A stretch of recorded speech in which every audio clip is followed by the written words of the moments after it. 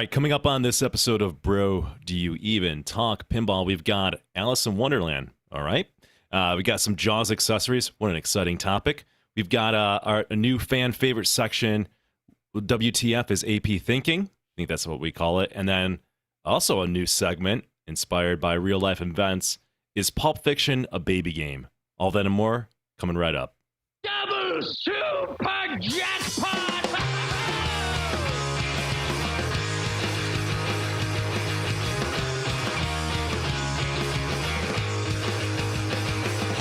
I need a ramp.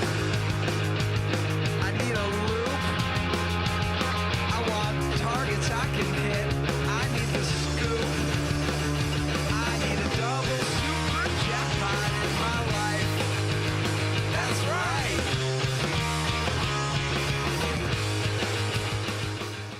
And now, the Hall & Oates of pinball podcasting, Nick Lane and Kevin Manny of Buffalo Pinball. Whoa, boom shakalaka! Hello and welcome to episode 86 of Bro, Do You Even Talk Pinball for Saturday, June 29th, 2024. I'm Kevin, that's Nick. Nick, what's going on? Hey, everybody. Hi. So how's your month? Is it as crazy? I know you've had a crazy month, but let's I've been home for like 4 days out of the last like 4 weeks, I feel like. So I've been it's really busy for me in work right now. I've been absolutely traveling all over on the road, and life's been crazy. So I'm just trying to chill, man. It's it will slow down a little bit in the next few months, but it's been a little insane. Yeah, things are like crazy for me, but in like the dad life way. So is it, between our personal lives and work lives, that's the way we've kind of scaled things back a little bit. But we always love bringing you guys the latest pinball news and talking about the hot pinball topics every month on the podcast. So let's get into it. But before we get into it, why don't we start by thanking our partners? You want to do the honors here, Nick? I'd love to. All right. So start with our premier partners. We've got Pin Stadium lighting kit, iOS, Apple controlled lighting kits for your pinball machines. And for whatever reason, even though pinball machines have more LEDs and lights than ever, they're still dark AF, especially Stern. So highly recommend checking those out. Recommend the Pin Stadium Neo Atoms for the low profile. Use coupon code Buffalo, save 10% off that. And we'll get to the giveaway soon. We got some giveaways going on. We'll highlight those after the partner thanks. I don't want anybody to miss that. And then our other premier partner, Flip and Out Pinball. Once you go Zach, you never go back. He even cares. I've said this before. He cares about his customers. You know how I know he cares about his customers? Because he had a whopping 2 people. That's right, 2 people reach out to him wanting to buy the barbecue game, and he told both people, "Are you sure?" That is, he valued their happiness over the dollar. He's a good guy. Check it out. I just bought another game from Zach. I'll talk about that later. And then we want to shout out to all of our other partners who we love and adore. Comet Pinball for LED lights. We got Titan Pinball for silicone rings, pinballs, and other goodies. New sponsor alert. Pinball Life. Pinball Life. My God, I've been a customer of Pinball Life since 2011 when I got in the hobby. You and me both. Yeah. I'm stoked to have them on board, and shout out and thanks to Scott Denisi for reaching out to us and being the bridge to make that happen. And apologies to everybody. I totally messed up because I can't catch my breath. They were gonna do a giveaway. They were gonna do like a discount, and I didn't get that in place in time. So we will do that moving forward. But super excited to partner with Pinball Life. So thank you, Scott, and thank you, Terry. I told Terry, told them I've been a happy fan since 2011, so wholeheartedly endorse them. All right, can you go back to can I just give my 2 cents on Pinball Life too? Because this is awesome. I'm scrolling through the homepage and seeing all these things that I've bought recently. So these slider things for the back legs of your pinball machines, those are great. The new P3 low profile button box, I got those. Those are amazing. I got the enhanced IO board for my Pirates. The flippers are better than ever. I got, flipper rebuild kits. I'm going to talk about how I've been working on my games later. All that stuff came from Pinball Life. So they were one of the first places I ever bought pinball parts from, and stoked to have them on board. Yeah, and listen, if you just bought a new pinball machine, you might as well stock up on their coil stops because Stern doesn't care about their customers and have been releasing junk on that for the last, I don't know, is it up to 10 years now? Something crazy. Plus, So you yeah, can get this Pinball Live. ultimate Mallard duck mod too. So who doesn't want that? Crazy stuff. We love you guys. Thanks for joining on, and let's give a thanks to everybody else too. Is that for Big Buck Hunter, the duck mod? You can put it on any pinball machine you want. Well, they actually have a duck multi-ball in Big Buck Hunter, I believe. So there you go. all right, let's keep the train rolling. We got Playfield Protectors, another a newer sponsor this year. Again, I'm a big fan of their product, Playfield Protectors, especially if you got a classic game. Go ahead and throw that on there. You know, don't ruin pinball is art. Don't ruin it by not protecting your game. Pinside.com. Oh man, Pinside.com. We've got a segment this month. Thanks. We got a couple segments this month due to the gold mine known as Pinside.com. Oh, it's a gift that keeps on giving. Yep. And then last but not least, Multimorphic.com, makers of the P3. More to come from those guys later. Yeah. Everybody in my close Buffalo friend group has a P3 but me. So. Yep. There you go. We got the P3 covered in Buffalo, that's for sure. There's literally one on my street a few blocks away. No, no, it's not literally on my street. It's like a house. It's around the corner. I can walk there in 10 minutes. There you go. Dave never invites me over to play though. Come on, Dave. Let's talk giveaways. I got to play some billiards. You want to do giveaways? Yeah, let's talk giveaways. Yeah. All right. There you go. I'll do this, and Kevin, you can come rescue me. So, okay. My God, you got to be like past $5,000 worth of giveaways from Pin Stadium. Pin Stadium is giving away a set of Neo X Atoms, a little profile lighting kit valued at $399.95. Of course, if you use the code Buffalo, you'll save 10%. That's no joke. So do that. The one caveat with this is, and I agree with Scott, is you guys are awesome, and there's been repeat winners multiple times because there's some viewers who are amazing and they watch every show and they understand how to type #win in the chat and watch live. So they've gotten good at winning. Scott wants to make sure that we have some other people who've never won before. So we're gonna, if you do win this, and you won it before, we're just going to go to the next person. So please let us know. We want to spread the love. And of course, Scott's been and Pin Stadium have been a great sponsor, but we want to get this in the hands of more people because it's a great product. We're also giving away, or Scott is giving away, Pin Stadium is giving away a set of Pin Stadium Xeno mounts valued at $50. So we've got two winners here. Yeah, so these are cool because they let you attach your pin stadiums to the playfield. So normally they adhere to the sides. This like attaches them to the playfield, so you don't have to take them off when you lift the playfield and stuff like that. I had them on my GNR when I had that. So that's a cool upgrade if you've got especially if you got it like a super nice machine that you really, you're like, I'm gonna make this top of line. I'm gonna trick it out all the way. I want to do nothing but the best. Definitely upgrade and get yourself one of these too. That looks good, right? Because then you don't have to actually put it on the art or anything, right? Yeah, if you got art blades, it avoids having to put it on there. As it shows on the jaws you got there. Okay, perfect. Yep. Love it. And then Titan Pinball, we got a $50 gift card. There you go, straight up $50. Go nuts! I mean, there's I guarantee there's something at Titan you want and need. You put it towards the mat if you don't have one yet. This is your golden opportunity. Where's the hardware? Somewhere on here. They have like a clearance sale somewhere, and I got nut drivers for like $2 each. They're these, but I don't know. They're on here somewhere. If they still got them, grab those. Because they didn't have the 1/4 inch, and I already had a 1/4 inch, so grab yourself a set of those and some other good I've got stuff. the nut drivers. I recommend it. Yeah, they're good. You need those. All right, let's have Tim Kitzrow introduce our news. Here we go. Here's the tip. It's the latest pinball news. So hot, it's on fire. All right. Alice in Wonderland. Yeah, so this is a thing. So remember this? This is the game that way back when J-Pop was like, bro, I'm gonna make a pinball machine all by myself in the garage. And one of them is going to be Alice in Wonderland, and Retro Atomic Zombie Adventureland was another one, and all these things. And they're going to be purple, and it's going to be great. But apparently Dutch Pinball is going to make it. So this is a look at the machine he made out of paper and cardboard, which is the inspiration for it. And apparently it's going to follow this style. I guess I don't know.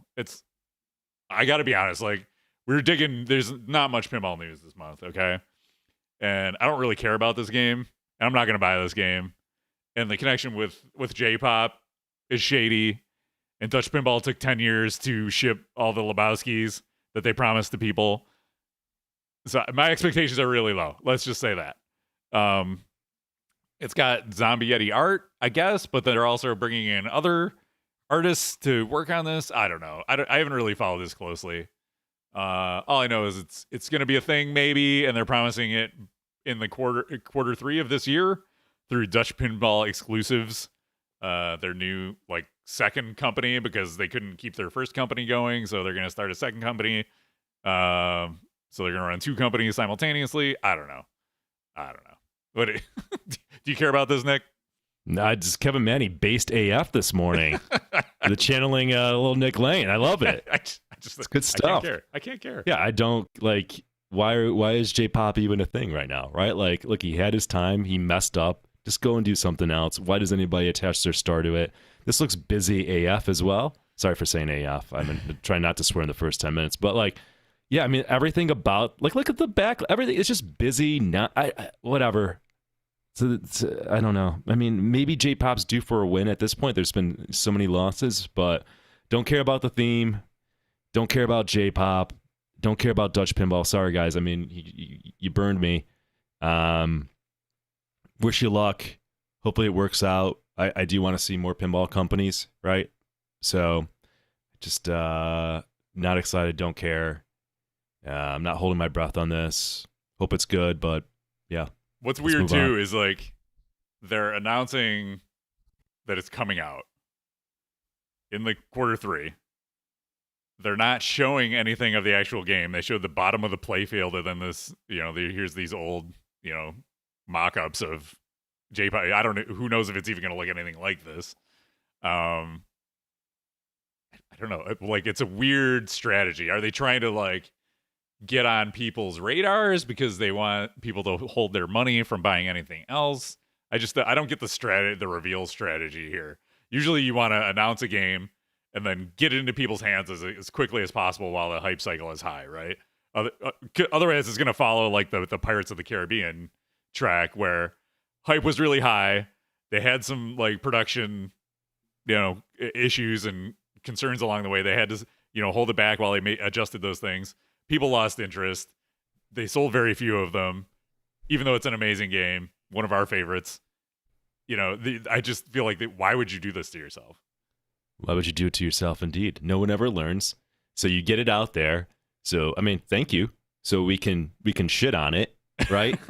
And then Pinside can, then bingo, get the bingo cards out. Then somebody in Pinside can say, well, why do people have opinions on games before they even play it? Because you're not allowed to have opinion on something unless you actually have it, right? Like, you can't watch a trailer for a movie and be like, well, you didn't see the movie, so you can't have an opinion on it.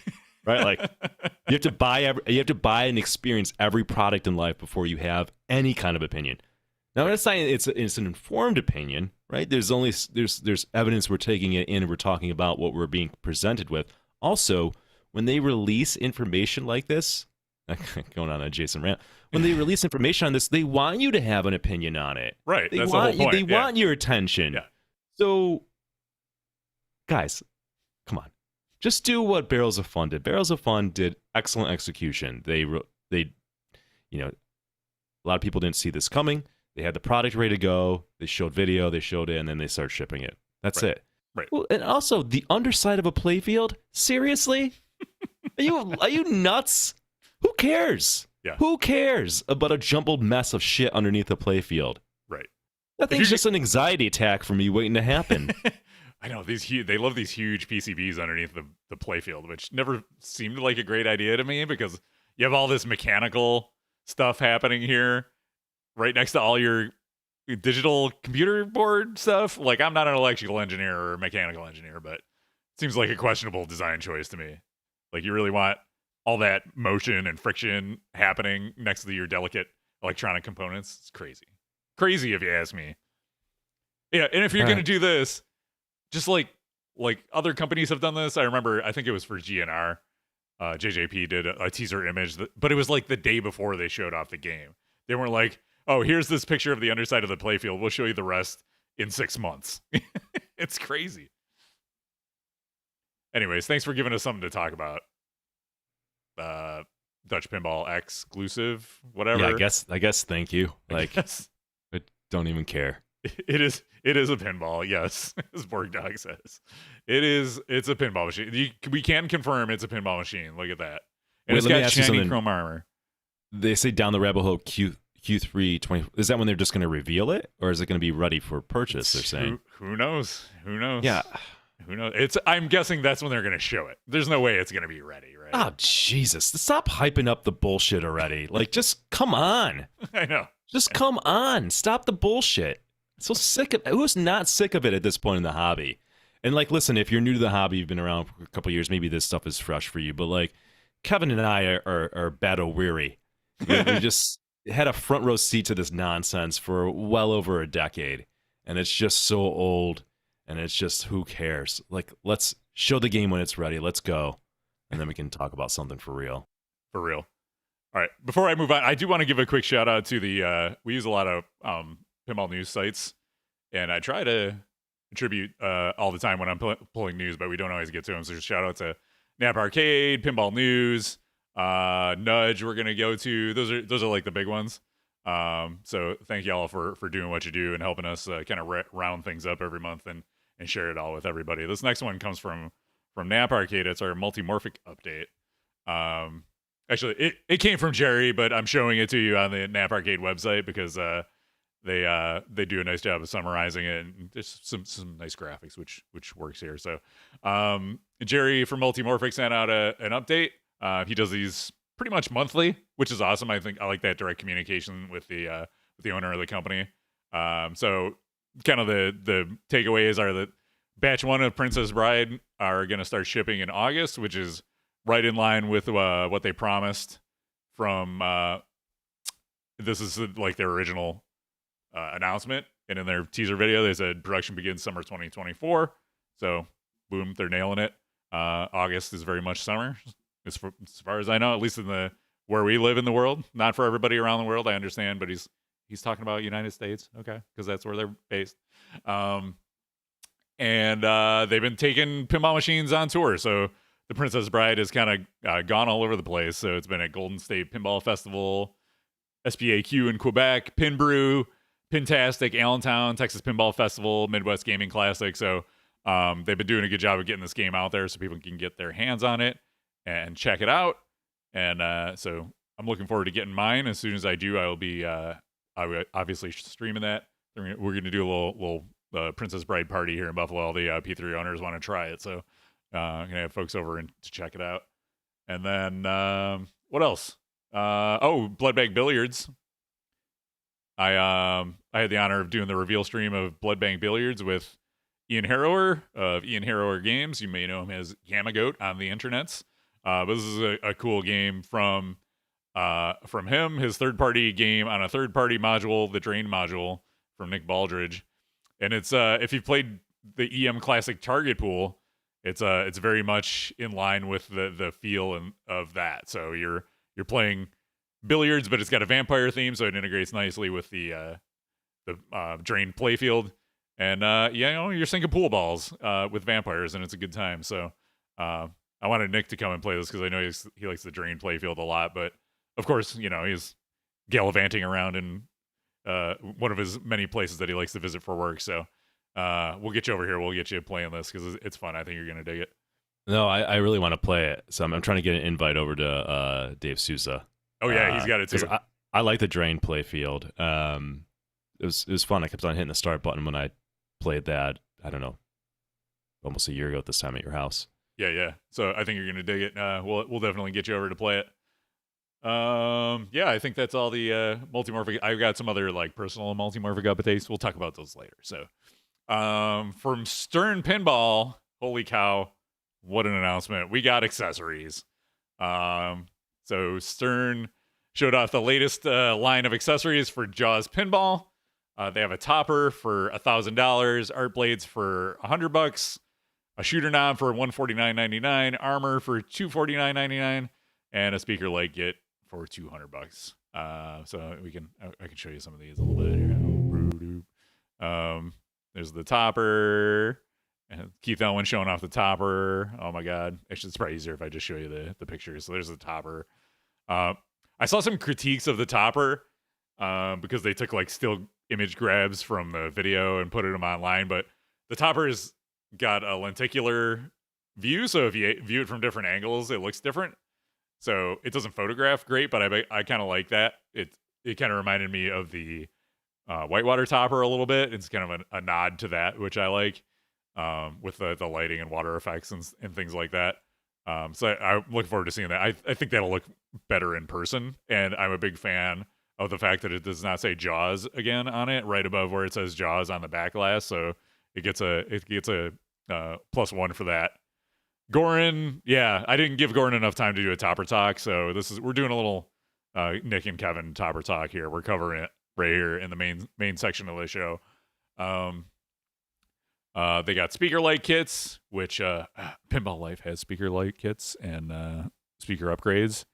Maybe just get those instead. Just saying that. Hashtag sponsored. They've got Jaws side armor with the bite taken out of it. There's the art blades. They look cool. I like it. I like that it's like the ocean. Integrates well with the playfield art and the barrel shooter knob. So there you go. Get yourself some Jaws accessories. Nick, are you going to get any of these for your Jaws?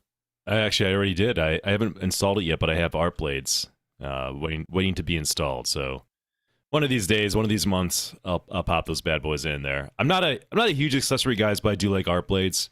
I think that they look good.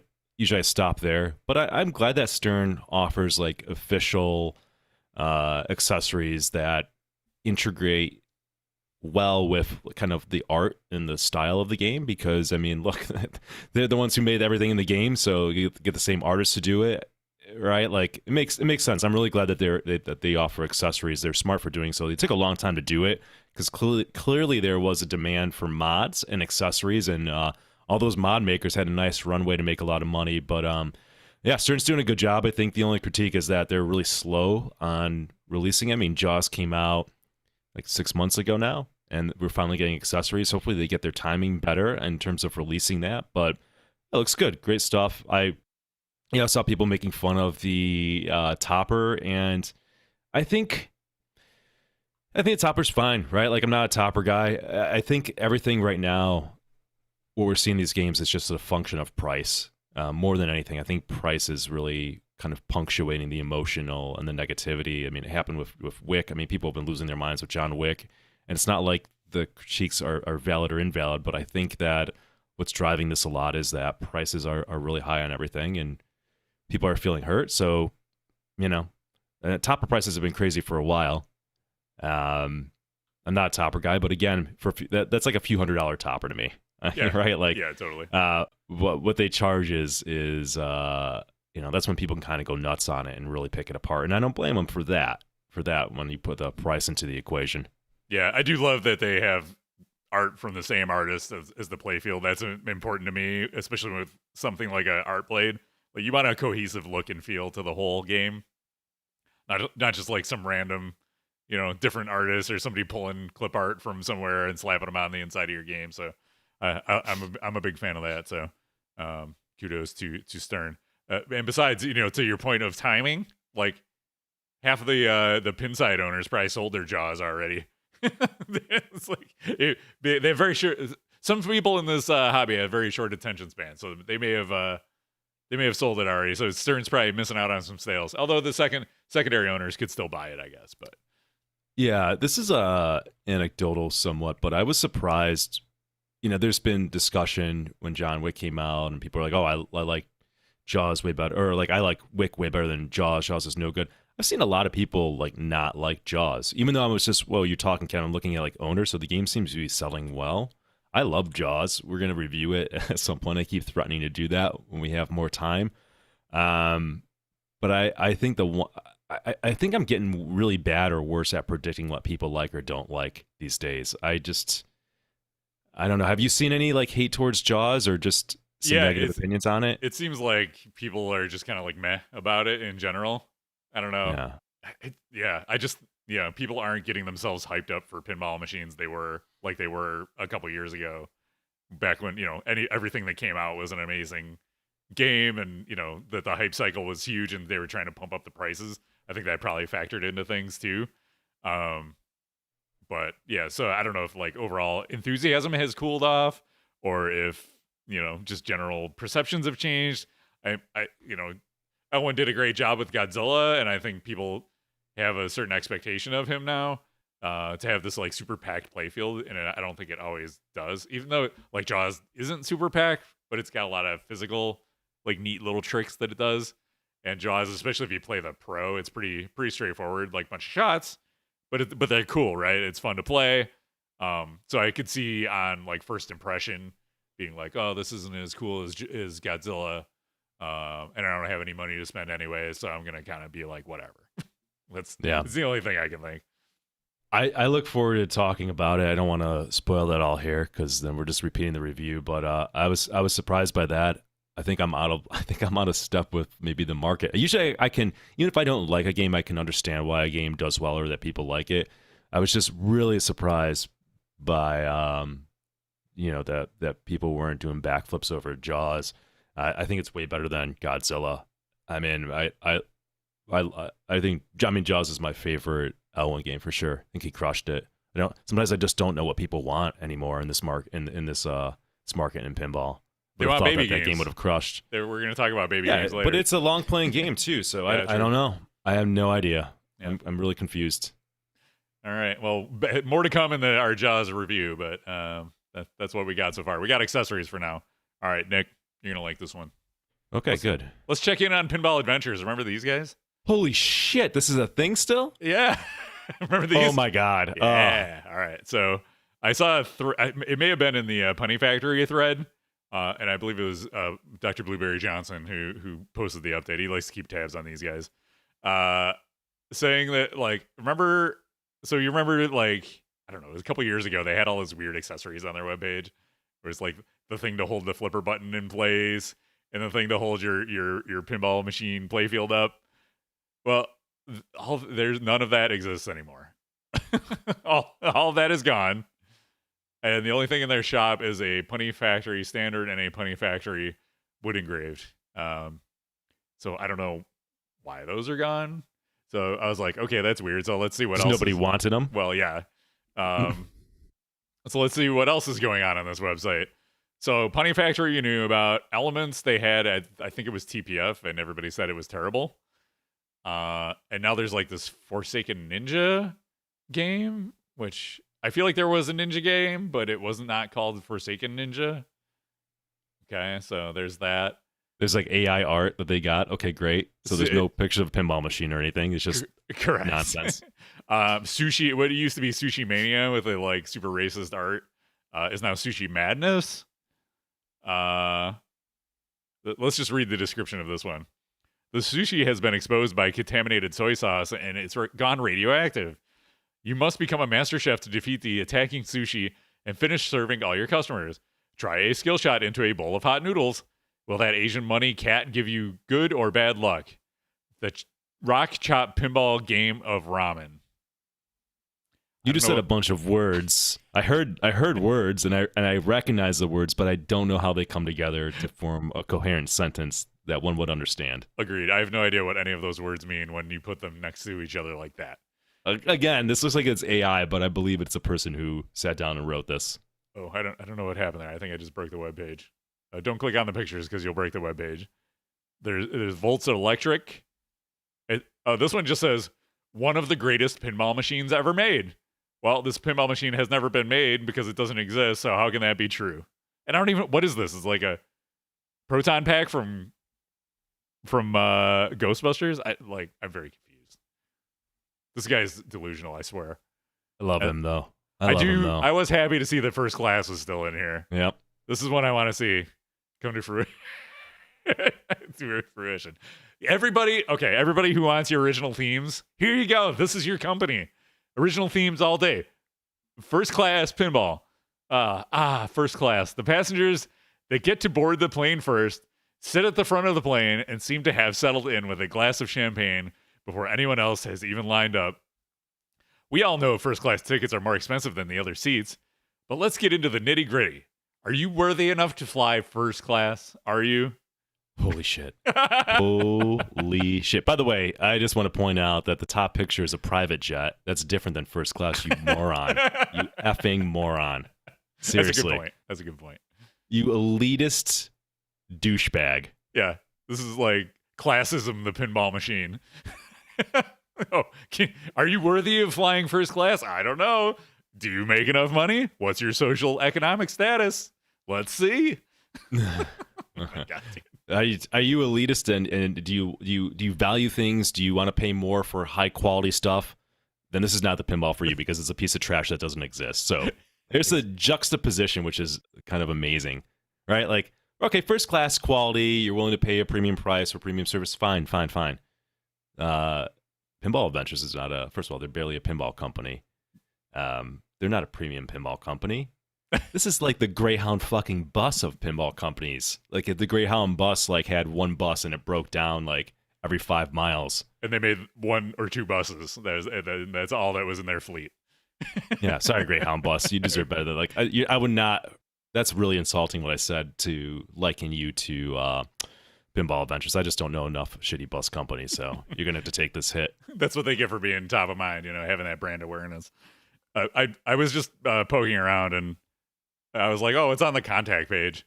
So their head office is in Vancouver, British Columbia, Canada. Apparently there's a Confucius quote where he said, why did the joystick go to therapy? It had too many control issues. Or maybe the quote above is from Confucius. Success isn't about how much money you make. Just choose a job you love and you'll never have to work a day in your life. I feel like Confucius didn't say that.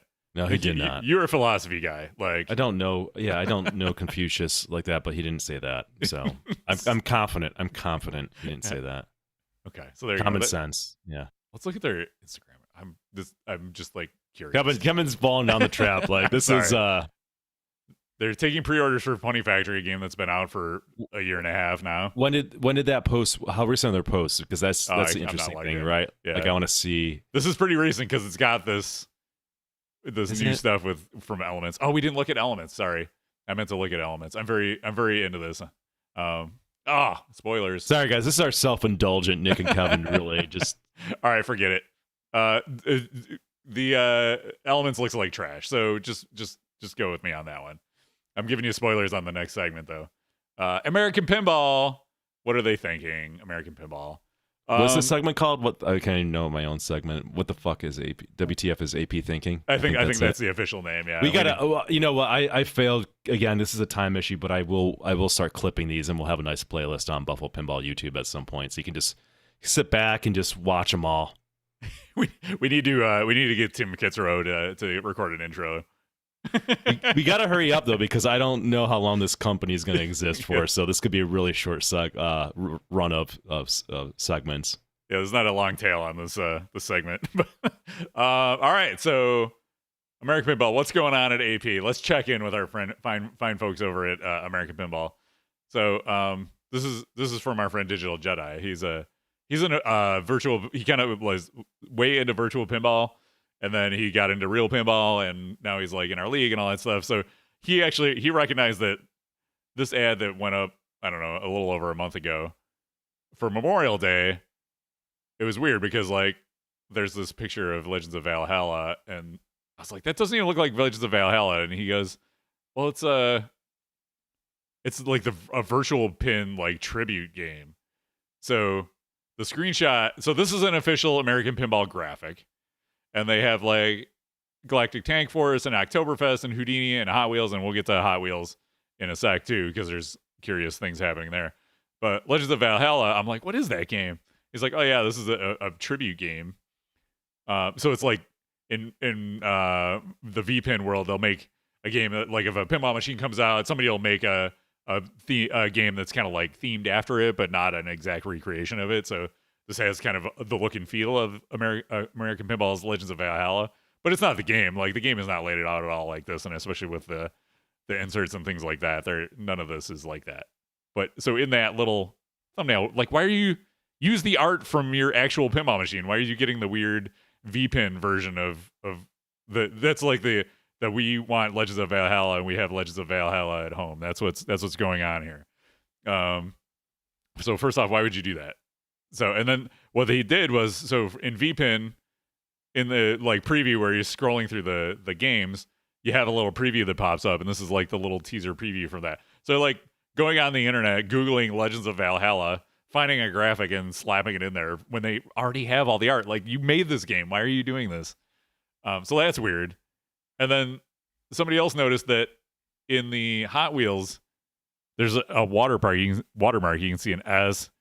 It's like, it says like sample. This is like sample art. Really faded here in the watermark, but you can see it. Like, why are you using? Again, you are an official licensor of Hot Wheels. You should have official approved artwork. You don't need to be using sample art or VPN art in your advertising. So that's weird. Nick, any thoughts on this? Yeah, why would you give this company your money? Why would you give? There's zero attention to detail, zero care. You know, I mean, it from everything from the marketing to the game to the rules in the game to the quality of their games. It's just they're dude. I don't know how they're not done. It's insane.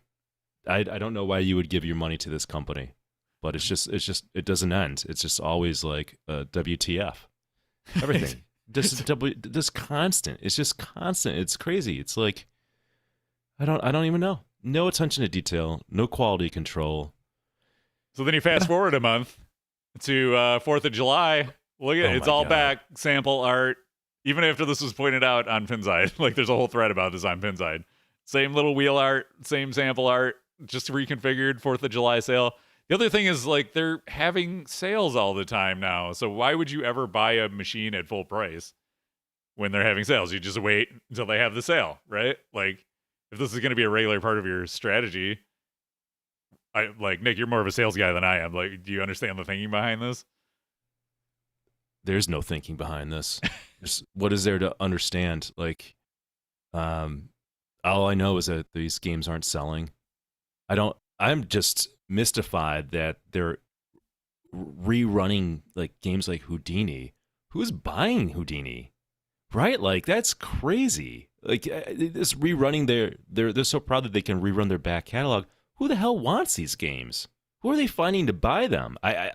Sorry guys. I mean, if you like the games, I know people they'll like see people say they like Houdini and all that. That's fine, but like, really, where's the market to keep on making these games and stock parts for? I'm confused. Also, Kevin, can you go back, because you know what I'm going to go and nitpick on? Okay, here we go. All right, this one.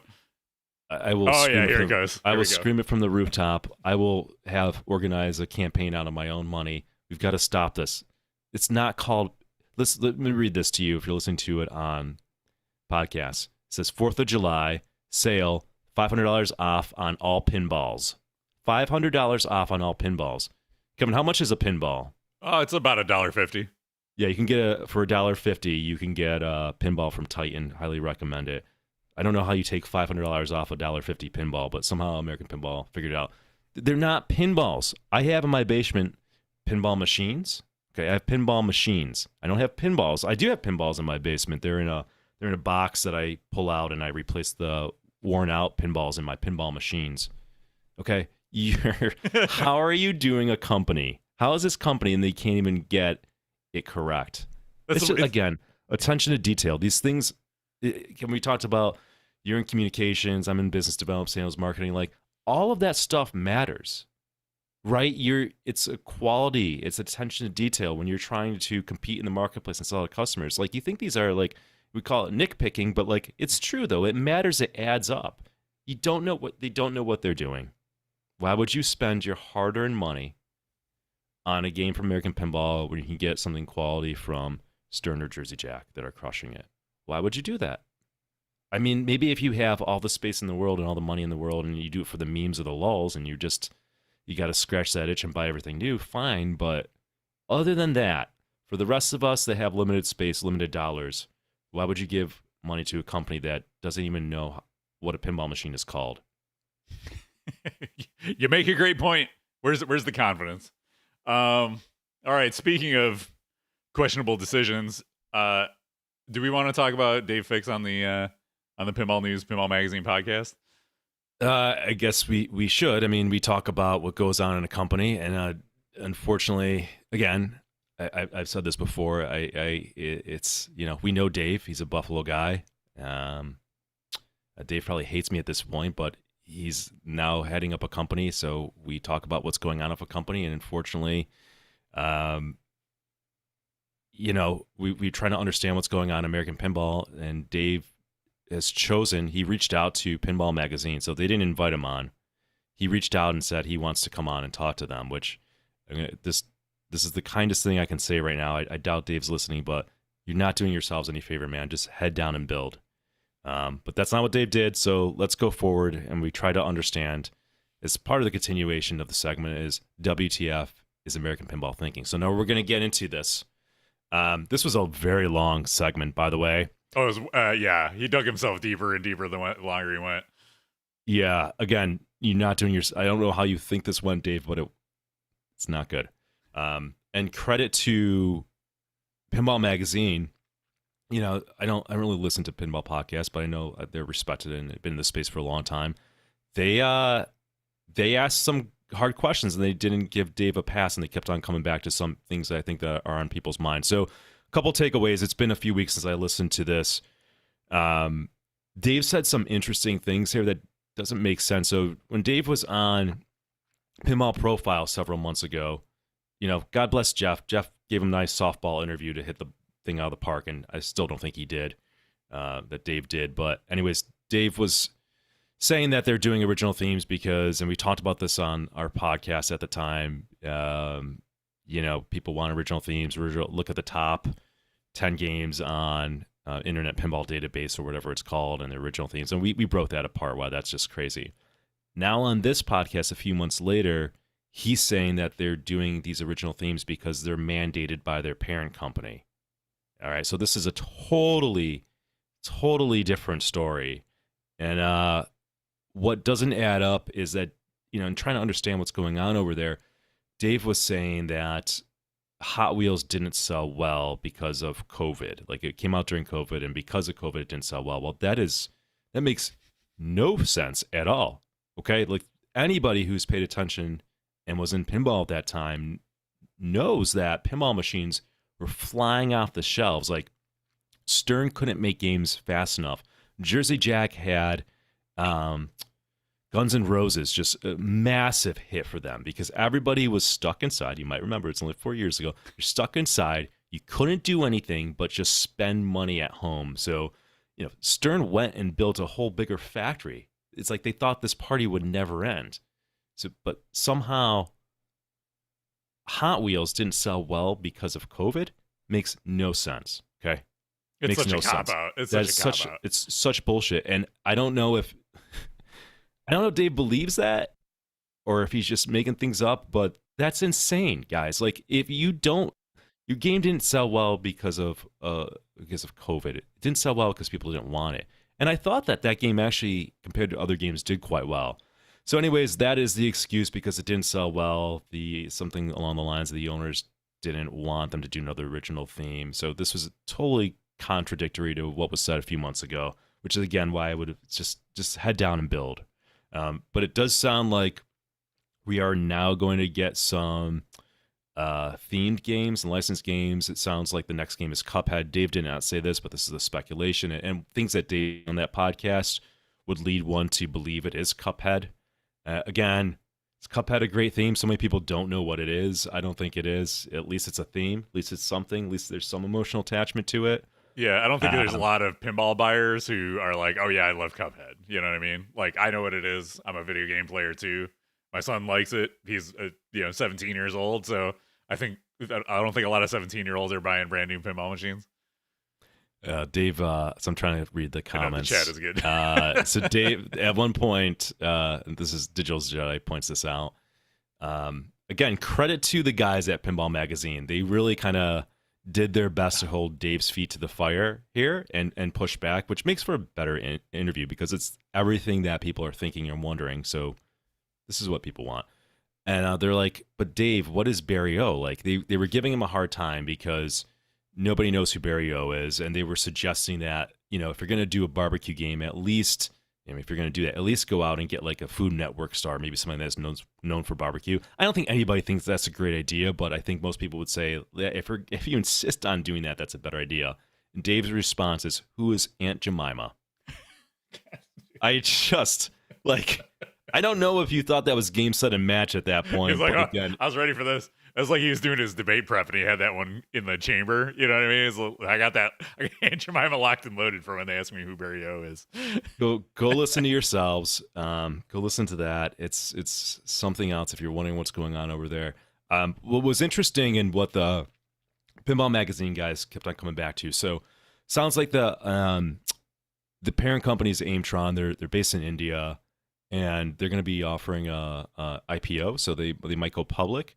And what begs the question, and they asked this, is like, are you afraid that when they offer the IPO and it becomes a publicly traded company, that they're going to look at American Pinball and say, this is not profitable, right? It's not successful. Why are we spending money on it? And obviously we need to raise the share price and sell shares. Are you worried that they're going to get rid of it? And Dave just 100% dismissed that. So I think I agree with the Pinball Magazine, what they're getting at. I think the death blow for them is that if they do become publicly traded, all the financials become public, and this thing is an anchor around Aimtron. It doesn't make them. It can't be making them money. It's a passion project by one of the current owners of it to keep on throwing good money at this bad product.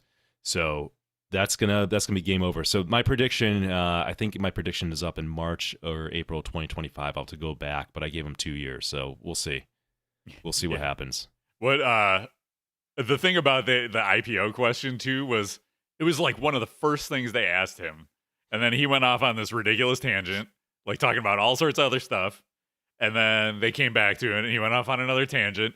And they came back to it a third time, and he finally sort of answered it. He never really answered it. He's like, "Well, they like pinball over there. Like, you know, we take machines over there and they play them." It's like, that's not how this works. Like, it needs to make money, especially when you're a public company. You need to return value for your stakeholders and your shareholders. That's all what it's all about. I'm sorry, they don't care if it's fun. It doesn't make money. And something along the lines, they like. There's some people that like pinball in India. Well, American Pinball doesn't need to exist. It's made it in the U.S. They can just buy a Stern or Jersey Jack and have it shipped over. So nothing makes sense. I don't know what to say. I mean, it's something else. It's something else. It's like, you know, I am pulling punches right now, but Dave probably hates me anyways. That's an unfortunate situation. But this company, I hopefully they can turn around. And I'm going to say this, and anybody listening to this, I don't want to see American Pinball go under. I've wanted American Pinball to do well since the get-go. I want more competition in the marketplace. I want it to drive innovation. I want it to help keep costs reasonable, because there are a number of companies striving to make the best games and be competitive on pricing. Then all of us listening who are not in the pinball business, we all win as consumers. So that's very important to me. I just don't see how any of the decision making that's going on in American Pinball, I don't see how they survive at all. And I don't see how their next game is any better. When talking about the next game, it sounds like it's another game that's being created by a committee, which how on earth is anything ever good that's made by a committee? Everybody having input there. He was saying that the license holder are pinball fans. Great.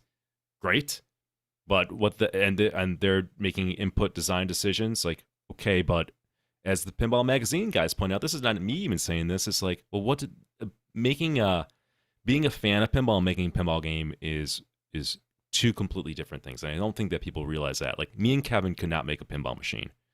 I have an appreciation for pinball rules. I could never do pinball rules. I sometimes I know what works and what doesn't, but I couldn't come up with a lot of times with something better, right? Like, and Kevin and I are huge fans, but we know our limits. And I don't think that's recognized over there. I don't think anybody knows their limits. The sky is the limit. They like pinball a lot. They can do whatever. There was also it's kind of coming back to me now. It was a lot. There's a lot. Yeah, I keep thinking of things too. Dave keeps on coming back about like, oh, the game's not selling well, so that's great for collectors. Yeah, but that's not. Yeah. Oh, dude, you're running a company who cares about great for collectors in 10, 20 years? This company's not going to exist. You need to sell games that people want now. That's it. So, dude, I don't know. All right. I just shake my head. I know. Let's move on. This is sad. All right, I got two more things I need. I need Okay. to just say these before we move on. So the Barrio game that he came out and at TPF was all about, this is Barrio's final design. It's a tribute to Barry. It's his final parting design before he passed away. So apparently, he says all that at TPF, but then on this podcast, he talks about how he had asked Barry O to make a kind of like a game. So think of, how Stern takes a design and then they rework it for different themes. So, they've used the Star Wars home layout for a bunch of different games like Supreme and Heavy Metal, et cetera, Spider-Man. So it actually started out as Spider-Man. That's what they wanted it to do, because if a company came to them and they wanted a pinball machine, they would have this design kind of in their back pocket, and they could take it out and be like, hey, this is it. We can slap your brand on here. We'll make you a couple dozen of them or whatever, and off you go. So that was what Barry designed. And then he died, and then they kind of took that design and put all this Barrio stuff into it. And so it went from being, and now on the show, he's like, oh yeah, well, we made it as a tribute to Barry, but it's going to be a white label game, which is not a bad idea, right? Like, if you're getting enough inquiries where that makes sense, have something ready to go that you can retheme and make it straightforward. But you got two different stories, two different sales pitches from Dave on that. And the other thing, Digital Jedi in chat reminded me of this earlier. He said the current games weren't selling well because it's a presidential cycle. It's election season. Thank you, Kevin. Thank you. I couldn't let that one go. All right, let me jump in. I'm going to tag me in. Here we go. There you go. You got my attention. Guys, this is easily, I've never heard this before in my life. Like, sure, cite the sources. I'm here to learn. So, games aren't selling well, not because you made a game the market doesn't want. It's not selling well because it's a presidential cycle. All right, so this is easily verifiable. Last presidential cycle was 2020. That doesn't make sense because games were flying off the shelf. They couldn't keep up. There was a backlog of games from Stern. If you wanted a game from Stern, you had to wait like sometimes a year or two for that. It makes no sense. You can go back to 2016. Does anybody remember games not selling well in 2016? I don't. Go back to 2012. Games were selling well and doing well in 2012. So, again, just complete bullshit. Like, it is easily verifiable. So, I don't know, man. I'm going to go back to what I started. Like, you're not doing yourself any favors. Stop talking into a mic. Head down. Build what games that people want. It's the best advice possible. Yeah. He thought he could talk his way out of this and like smooth it over, but he ended up making it worse. Highly recommend if you got a long road trip ahead of you and you got some time to kill. You got a couple hours. You just want to settle into get yourself all fired up with some Dave Fix. Check out the Pinball News, Pinball Magazine podcast, the latest one as of right now, with the Dave Fix interview, and just buckle in and settle in and enjoy. Dave's not going to listen to me, I can promise you, because he's never listened to me in my life. But here's some good advice that you might listen to. If you're not going to take that advice, then lean into it and get a documentary crew to follow you around and document American Pinball and the next games you're making, because I would love to watch that on Netflix or Hulu. And your comment just reminded me of another thing. There were so many things in this interview. He blamed poor sales of his games on pinball influencers. It's our fault. The games were so. He had so many excuses. It was crazy. No, zero accountability. Right. It's everything else, everybody else. So, there you go. Go check it out. Thank you guys over at Pinball News, Pinball Magazine. You guys crushed it. You gave us something to talk about this month. So thank you. And they've known Dave for a long time, so it can't be easy. But that's what you get. This is the world we live in, right? Like, right. Begs the question. Okay. They're asking the questions. They're doing what they were supposed to do. Hey, Kevin, let's play this game. Okay, here we go. I like to bring this game up. How many Barrios, according to Pinside, how many people own Barrios? Both we'll do combined, classic and limited edition. Oof. I'm not talking about public location. So including public locations? No, just owners. Okay. All I care about is the owners. I'm gonna say 12. Oh my dude. You Did I did nail it? Yes. Yeah. Ding ding ding ding Yes. ding ding. Amazing. Ding, ding. They sold 12 games to people. Amazing. Wow, man, how much money do you guys think that they make on a game? They charge $7,000 for this, or eight per limit, or whatever. How much money do you think they made on that? God. Well, they didn't make any money. No, they lost money. They lost money because the development costs and everything. Like revenue wise, or profit wise, they probably made a couple $1,000. Like 12. So if they're selling for $7,000, ideally they're making $3,500 off of a sale, right? If you're businessing right, times 12, whatever that comes out to be. So that's where I would put it. How do they pay their employees when you sell 12 question. games? Yeah. I mean, it's all that Aimtron money. All that Aimtron money. Oh, my God. Another reason why they're not going to keep that business around once they go IPO. I was going to say something and I forgot. It was a great thought. So maybe it's a blessing that to American Pinball that I didn't think of this thought. I'll come back to it if it pops up on the podcast. Sure. Oh, my God. We were talking about pricing and units sold, right? What? Now let's move on. Oh, I was wondering how many they actually got housed at barbecue joints. How many do you think how many barbecue places did they call that took them up on that? Well, we have that segment to send us a photo if you find it housed at a barbecue game, and we've gotten no emails around that I'm aware of. I might have missed it, but I think it's a safe bet that I didn't miss it, and there's just been none. Yeah, probably not. You get it housed. Don't buy it, just house it. Thank you. And still, I know you're busy making barbecue for everybody, but let me talk to you about pinball. Oh, they were talking. So they have been. Here's what I wanted to go with. There's been layoffs. Hard to imagine. So how do you pay your employees? See, I was there. Dude, there. So much with AP. So they had to let Dennis Norman go, which fine. He's not contracted. That makes sense. You can't keep him on the payroll. Although you kind of do need somebody who knows what they're doing to help design these games. So I don't know. Maybe he's there some way. He said they had to let go of their art department, which I almost spit my coffee out. Like, you guys had an art department? That's adorable. Really? Yeah, that is adorable.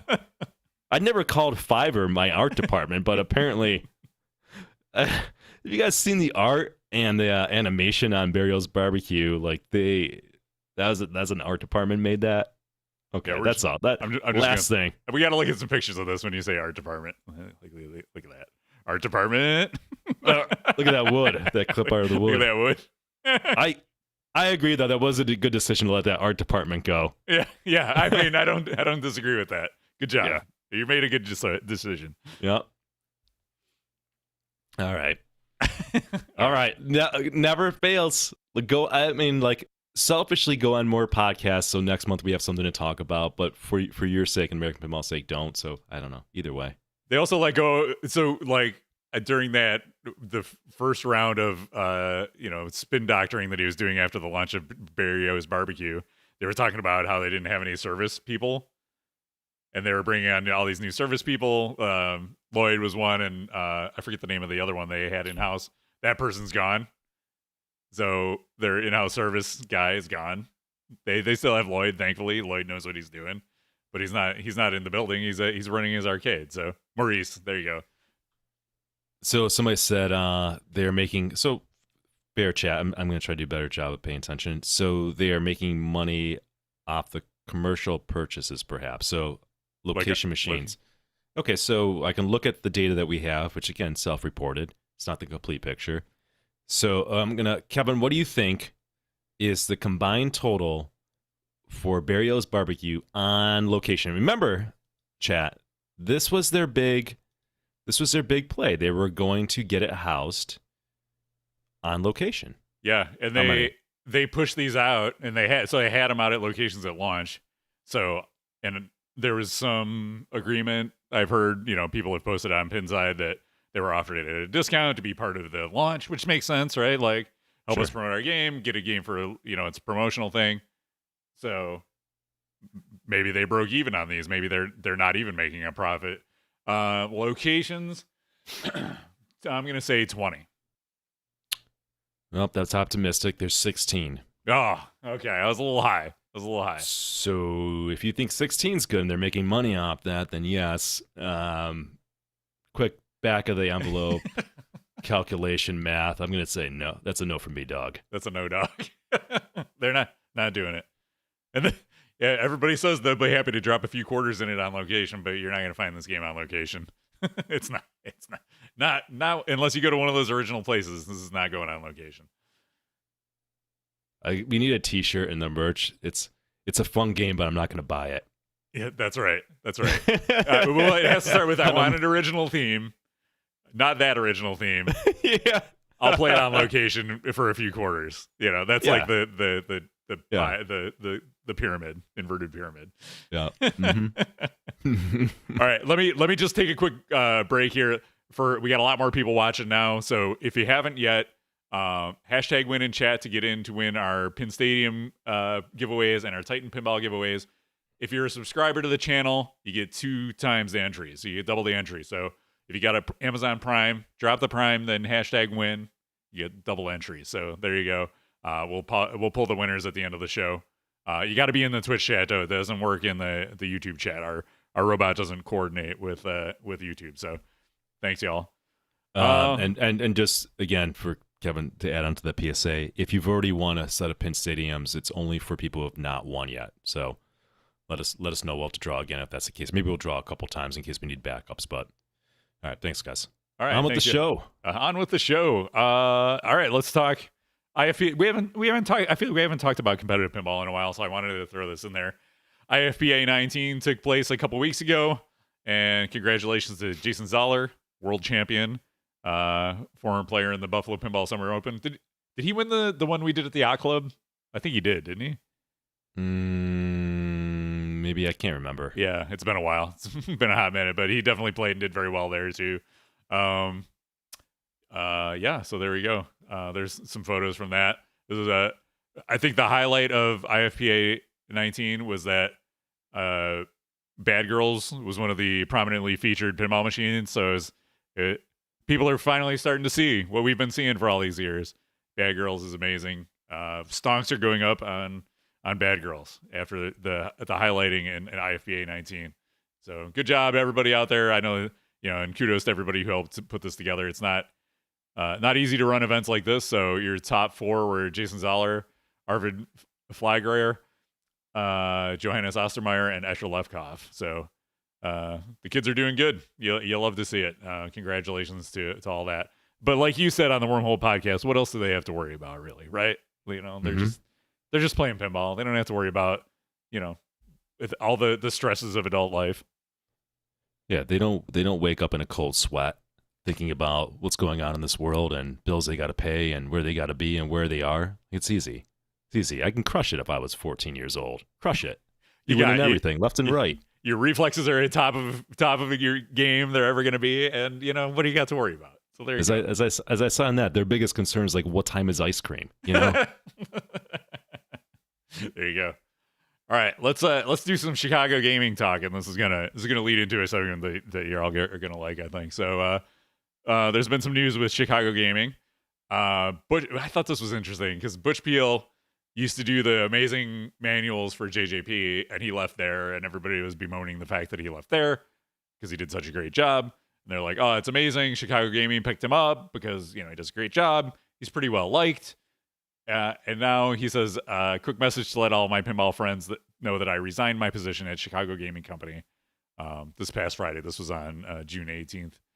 I've enjoyed working with CGC and Play Mechanics on great games like Cactus Canyon and Pulp Fiction.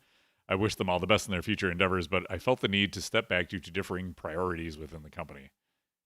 It's so weird. Like, he does a great job. People like him. Like, why does he keep leaving these companies? Like, what's happening? I don't know. I don't know, but just thought that was another interesting thing. I wonder if there's quality control issues or something. I don't know. Yeah, makes me worried. Exactly, because he's a he's an attention to detail quality guy, right? Definitely, and I think like you and I are like that, Kevin, right? And a lot of people in the hobby and generally, and I think that's why we have like derision towards companies that don't even come close to meeting basic standards, right? And we laugh and we joke about it because we do have high standards. So yeah, that's too bad, man. What a great guy. What a quality all the way. What a loss. Yeah, and also, it brings that level of credibility to the company. We know Play Mechanics has never done a pinball game before. Butch Peel's working there, like they know he's got got that attention to detail. They brought a lot of good people around, but I don't know, it's just weird. So that brings us to the next update, which was that they're about the Pulp Fiction LEs. These are the 1,000 Bad Mother Flipper editions that they sold. When did these go on sale? Like early last year, right? Yeah. Because they had they had in April, Pinbrew April 2023. So it was announced, a couple months before then. Yeah. So they're not scheduled to start shipping the Pulp Fiction LEs until over the course of late September, October, and November of this year. So you still got, 4 or 5 months to wait until these start shipping. I think that's for the best. I think there's some quality control issues going on with that game that I've seen. Yeah, like I don't know how widespread. Some playfield chipping in some areas. Some people are reporting they're showing shooter lane chipping, which like it really shouldn't happen. Like excessive, what I would consider excessive wear compared to like Stern or certainly JJP, which just it's been fine. The scoops seem to be taking a beating as well. And then there was one post on Pinside where around the right orbit, like maybe where the ball kind of hits from the shooter lane, it's just like chipped there and gone. So that game is heavily milered. And, that company, Chicago Coin Op Gaming or whatever, is that what they're called? Chicago Gaming, yeah. Chicago Gaming, like they've been known for like no playfield issues and things have been good. So it's really disappointing. There's I don't know if they're not control boards. So there's some boards in the game that aren't registering working right. It seems like there's some things to be concerned about. Again, maybe not super widespread, but I've been hanging around in the owner's thread because I will talk more. I pulled the trigger on that game. I pulled the trigger on that game last week, and I'm getting it Monday. So despite the concerns, like why'd you pull the trigger? Oh man, because I know like you're the type of person like chipping and pooling like will bother you like if it happens on your game. So this is a game. I know it's an emotional decision, not my rational self that's normally restrained is not super in control. The honest answer, Kevin, is at least I'm self-aware and honest. Yeah, exactly. Yeah. I don't give this as advice to anybody, but I've wanted that game for so long. I've been saying for over a year I'm going to buy that game. I've been waiting for so long. I played it again like a week ago, and Zach had some available. He wasn't going to have it available until like the fall. He had some available, and I was stressed out of my mind, and I needed a dopamine hit, so I hit order. Okay. So now I'm stressed out of my mind again because of like, did I make the right decision? The only, Patrick talked me off the edge because I reached out. I was talking to him about it, our friend Patrick, and he's like, dude, don't worry. Zach will take care of you if there's an issue. And I was like, that's true.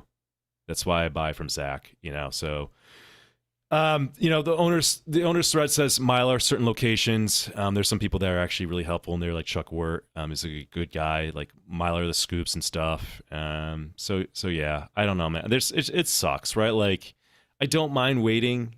I don't know how widespread it is. I don't know if it's certain things. I don't know if Mylar and there's not an issue. I don't know, Kevin. The other thing is that I don't like moving pinball machines in during the winter. I really can't. Like, it's just I got to set it up. I have to set that game up in the garage. I got to take the head off. I've got a car parked in there. It just kind of doesn't work. So that's all the kind of I backed into it using rational arguments, but really it's just emotional weakness at this point. And next podcast, you might hear me just totally break down because my game's falling apart and it's not working, and I hate myself, and I'm kicking myself, and I'm crying and complaining. So that's the usual new game experience for Nick Lane. I mean, I bought an Alien, and so I'm a glutton for punishment too, right? So I have an Alien update that I wanted to talk about this month, but I think I'm going to talk about it next month, and it should be going. Well, I'm waiting for a resolution to happen before I go all out on my Alien update. So there's a teaser for next month. Yeah, I can't wait. Yeah. We might next month might be spicy. It's spicy. Just meltdown. Exactly. Nick and Kevin. A question for you, Nick.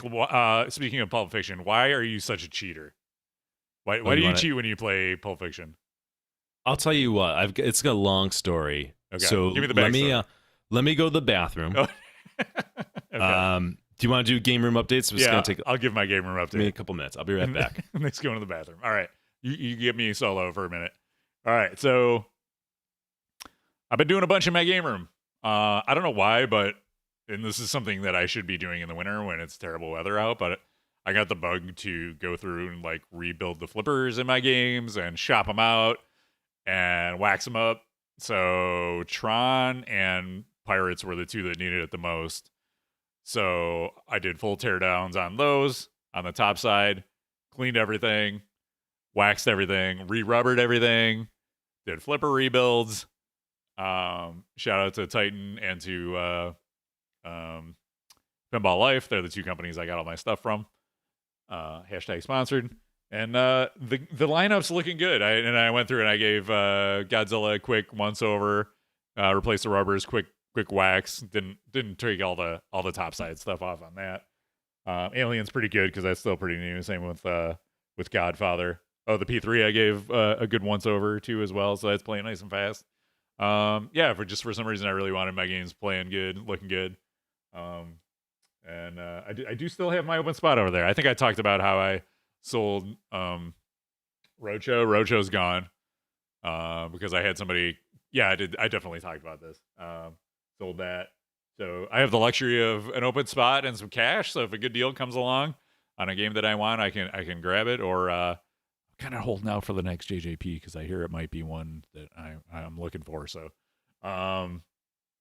there could be I could be back up to the 3 JJPs over here sometime soon. So yeah, that's kind of what's been going on with that. What else? My son bought a pinball machine. He got his first pinball machine, which as a father and a pinball enthusiast, made me proud. He's like, I want to buy a pinball machine. He worked all summer last year. He's like, I want a pinball machine. I want a project. I want to learn how these work.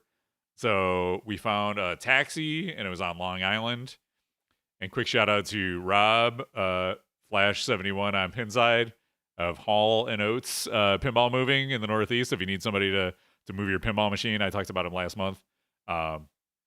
Definitely have him do it for you. He does a great job.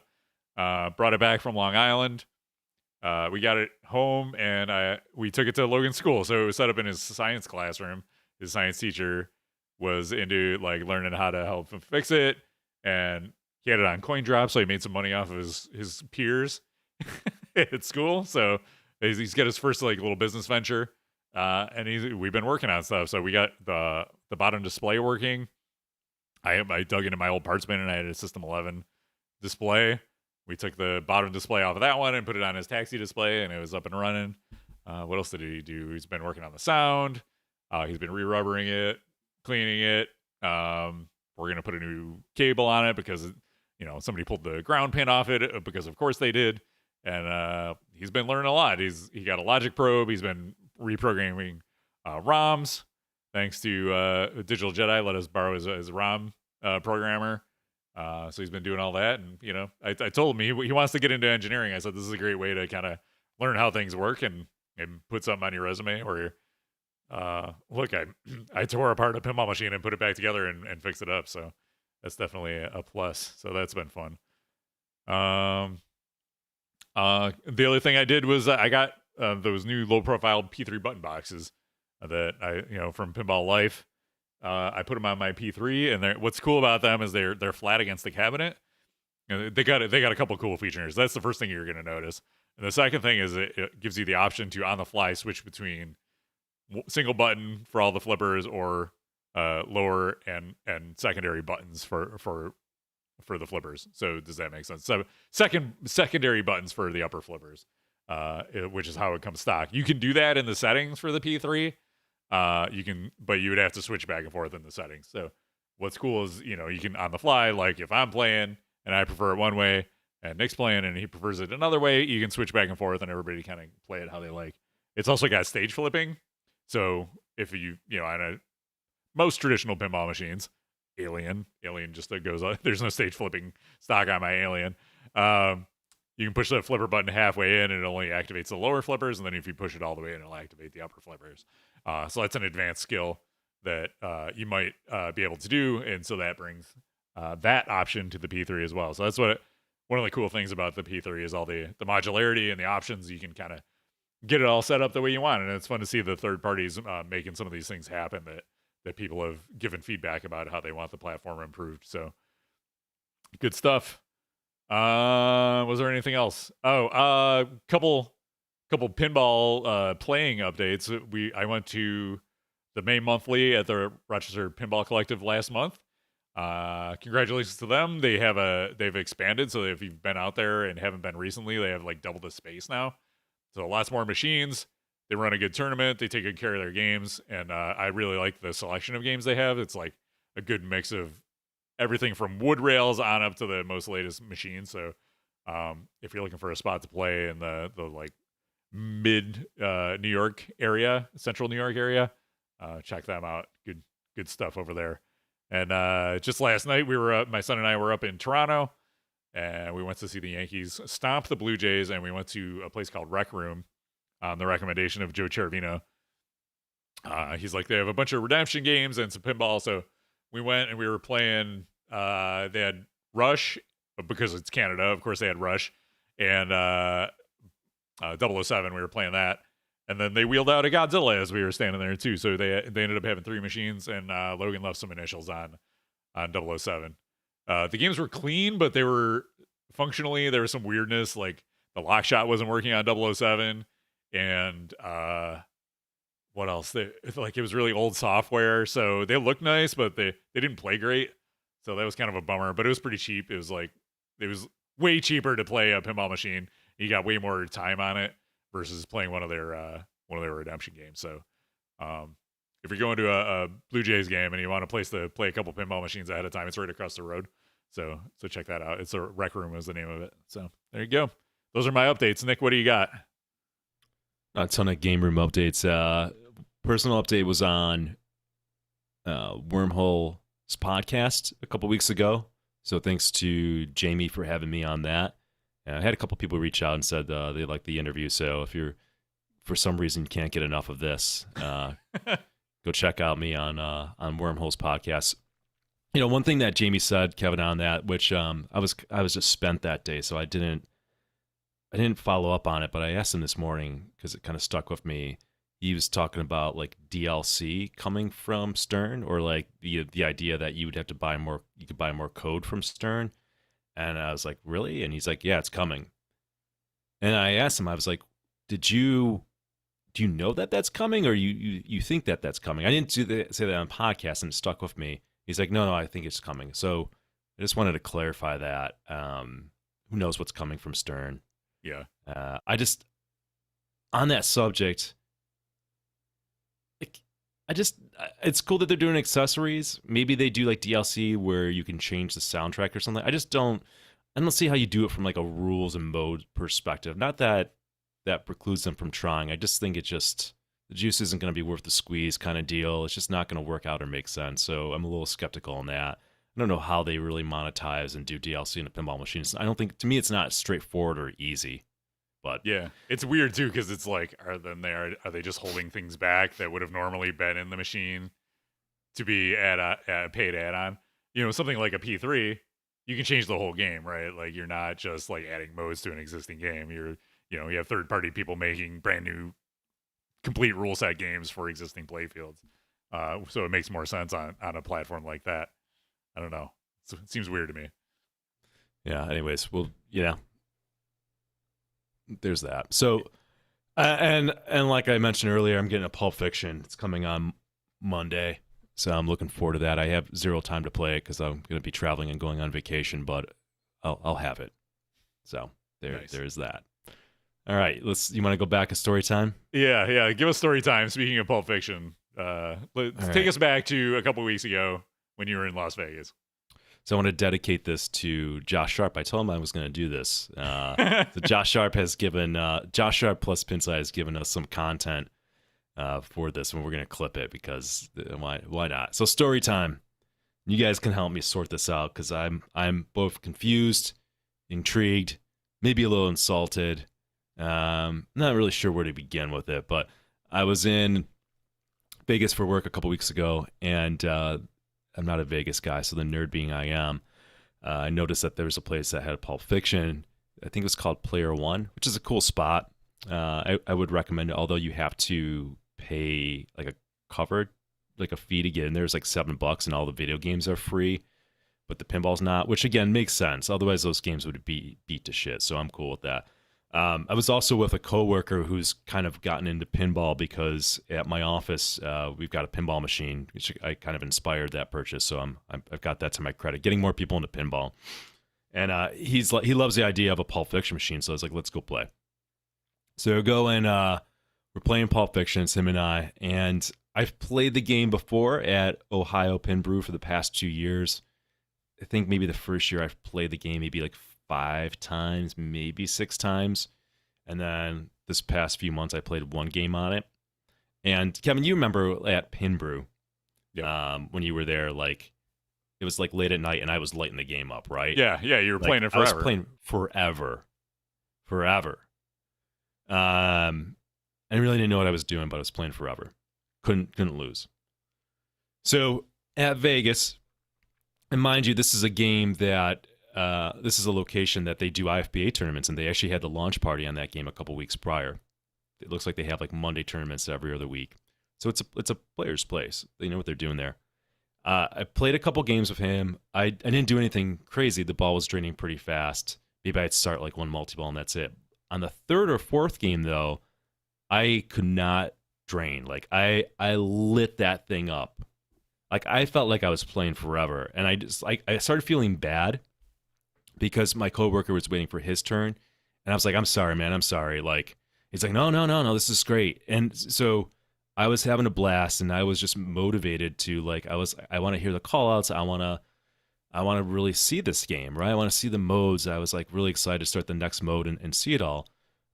Before I know it, I had gotten to Divine Intervention, which I was like, hey, everything on the grid's filled up. I think this is the end of the game. One thing that I think I only had one extra ball.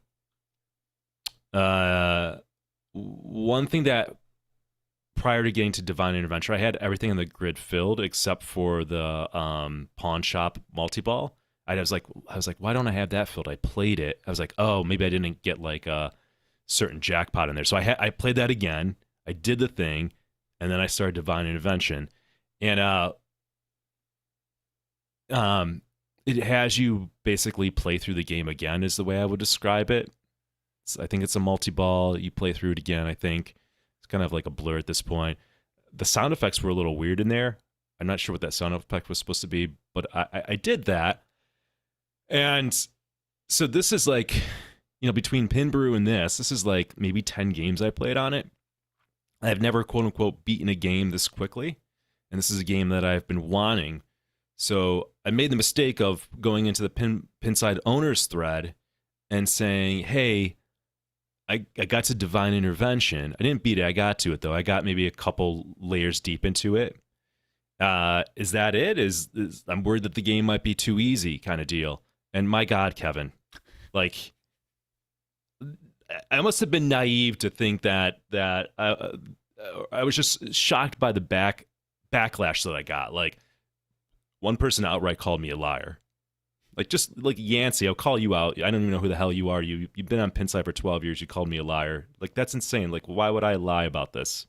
Other people are like, the game's malfunctioning. Was the pitch at 5? Like, I got so much fucking hate. It was the weirdest thing ever. And Josh Sharp reached out to me within 5 minutes of that post. And he's just like it's like memes, like congrats and quotes. Like he's like he was highly skeptical. So now I'm really confused of what the hell is going on, because again, Kevin, you've witnessed me just like playing that game forever. So you see me. I had a coworker see me do it. I got to the thing, but everyone's like acting like this is the hardest game in the world, and what I did was climb Mount Everest, right? Or I'm lying. Like it was I have no idea. So like a couple emotions, I'm like, was something wrong with the game? Like, was it malfunctioning? I mean, I know I played a long time. That's real. I know it went to divine intervention. That's real. I didn't notice anything weird about it. Are people just like, it's just like an insane cope that they have because then they feel like because they've not done it that they have to defend that or their egos are hurt? That's not my goal. Somebody said nice humble brag. I'm like, dude, I'm never on Pinside bragging about scores. I literally am thinking about, I hadn't pulled the trigger on the game at this time. I'm literally thinking about buying the game. I just wanted to know, is it on the easy side, right? That's it. And you know how it is, Kevin, sometimes like it's funny. I'll say this. Whenever you have your best games, it's like when you don't have enough time to play the game, like you got to go somewhere and I'm going to play a game quick, or somebody's waiting for a turn. Right. Like a non-pinball person, then you're like, and then that's how you blow up a game and you get into a flow state, which anybody who's played pinball long enough or is a golfer or do any sports, like there are times in life when you get into a flow state and everything just lines up in life and you can't drain, you can't lose the ball. It's super rare and it's super enjoyable, and that's like what I live for in pinball. Never had people try to take away an accomplishment so quickly and put it in doubt. So now I'm like, was there something wrong? By the way, I didn't have a picture of it. My coworker snapped the score. I didn't even think to take a picture of it because I didn't even know what kind of like what happened or if that's such a big accomplishment. It must be if Josh Sharp is like, hey, I've had the game for 4 years and I've only done that 3 times. So basically, I don't believe you. But also, guys, like I've been playing pinball since 2011. Like I'm not a bad player. Like what the fuck? Like why can I not? Why can I not get to the end of it? I don't know. I don't know what to say. But if somebody is out at and plays in those tournaments and leagues and happens to listen to this, if you don't mind, can you take a picture of it? And like I put my initials in. Josh was saying like the Divine Champ thing, there's a special thing for it.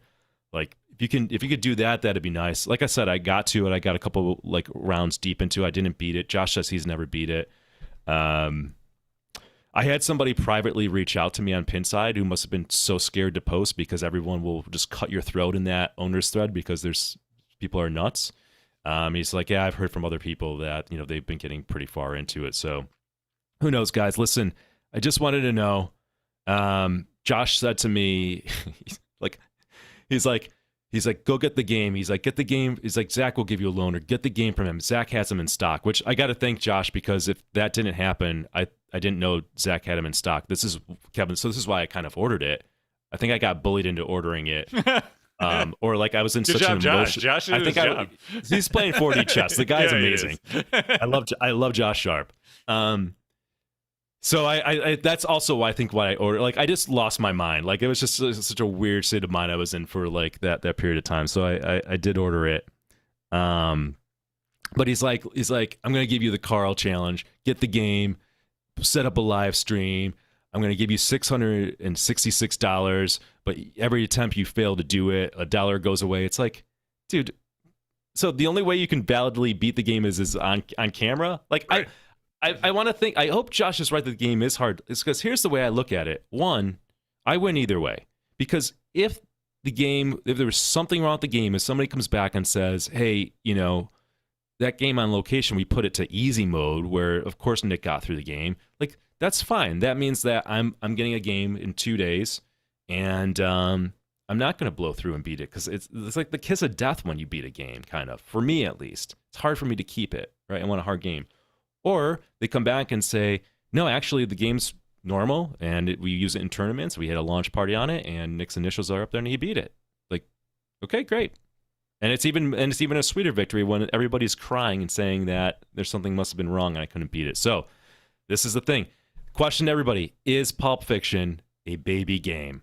I'll know more in the next month. I'm not going to set up a stream and torture myself. My life is hectic enough. Like, why would I do that? Like why? It's also not at all the same situation, right? Because if you set up the camera and you put up the stream, you're in a totally different mindset versus just like, I'm gonna step up and play this in an arcade, right? Now you're playing with like this expectation of, oh my god, I have to do this, otherwise they're gonna call me a liar, and then it didn't really happen, and look, it took me 40 tries to do it on camera.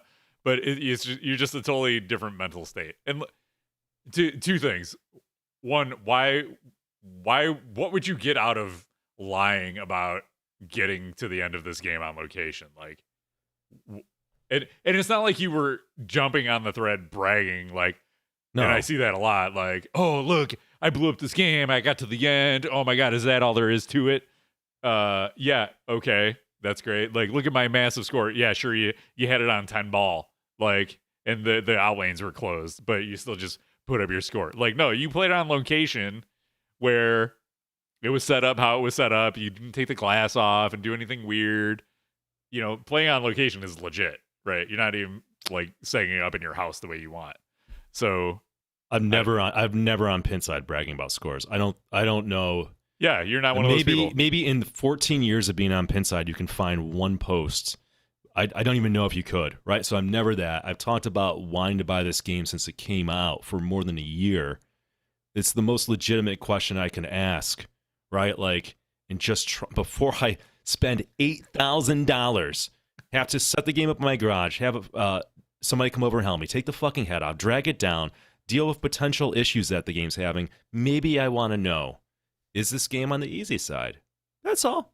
All right. So I don't know, guys. BetterHelp.com. Let us know in the comments below on YouTube. That's how you do this, right? You get the engagement going. Yeah. Either way, let me know if there's something that somebody knows about that game and show me. Like, great. And Kevin, I'll have an idea of how it is. Like, I don't know how many I've beaten games like Led Zeppelin. How many times have I played Led Zeppelin in my house and I've beat it like once out of 300 times, right? Like, that's what it's whatever. We'll see. Yeah. We'll see. Yeah. I'll dig into it. We're going to review it. We'll let you know if it's a baby game. I look forward to it. All right, we got one more hot topic coming up, but between that, I'm going to break it up with one of our favorite segments, which is mods you don't need. I have a great. I totally forgot about this, and so I have like a document that I keep during the month when I see things or somebody sends something to me. I throw it in there. I was like, what was this mod you don't need? So I loaded it up, and this is on Reddit. It's oh my god, what is that? Is that what I think LED it is? in it. Oh, LED. They've done it. They've done it. Oh god, this is like when this must be the same satisfaction that when Arby's created the Meat Mountain. They're like, you've done it, you genius. Like, we're just gonna put like LEDs in absolutely everything on a pinball machine. So if you're not watching this, please go to the YouTube channel and skip to this time in the podcast and take a look at this. It's leg bolt proof of concept, or you can just Google that leg bolt proof of concept Reddit. I don't know why. What a time to be alive, Kevin. Though. Yeah, I mean, you do what makes you happy. be the light you wish to see in the world, or something like that. I think Confucius said that, right? Yeah. Put it on the website. Definitely. There you go. We do not need this. You don't need Luma legs. Well, I guess if you got Luma legs, you might as well get these to go with it, right? If you're going to do it, go all out. Get yourself some Luma legs, some LED leg bolts. You'll be good to go. I don't even know why you buy a pinball machine at this point. Just get a bunch of LEDs and a jumbled ball and put it in your basement. Play some music and off you go. You got the experience. All right, there you go. Nick, did you end up going to Pinball Hall of Fame or no? No, I was debating going to Pinball Hall of Fame, and people told me not to go there. And when I was flying out to Vegas, I was looking at the thread, and like everyone's like, people said it's bad, and against my best, judgment, I went, and oh my god, it's even worse. Wow. I was still going to go because, look, I mean, we do this with show for content, so I would talk about it. And it's like, well, I'm in Vegas anyways. But the thing is, they didn't have Pulp Fiction, and again, I wanted to go play that with my coworker, and so it wasn't easy. I only had time to really go to one place, and we went to that place where apparently I cheated on a game. Okay, so never we get content out of it either way. So there you go. I know. When doors, windows, God, and opening, closing shit, that's how it goes, right? Confucius said that too. Yeah, he did. I like the call back to the earlier segment. It's really, you get rewarded for going all the way through the podcast. Yeah, nothing better than a good callback. You know what I mean? I do like, somebody pointed out, I did like the idea that Tim yells at kids. So, a man after my own heart. I pulled this up in case we ended up talking about it. So this is on TripAdvisor. I was scrolling through the pictures. I was like, okay, there's a sign. There's a above the toilet, or no, I don't know where this is. I thought it was above. I guess it's not above the toilet, but it says inside voices only, please, with a sarcastic smiley face up there. You got some EMs. Okay, here's some of the signs. This is not a playground for children. Expensive machines. Follow the rules. And it's got their hours and no alcohol, no vaping. Okay, fine. House rules. No screaming, parentheses, indoor voices. No running, no hopping, no skipping, no jumping, no swinging arms around, no bouncing balls, no roughhousing. I love it. I wonder do you think he'll sell that sign to me and I'll put it on my game room? I kind of like it.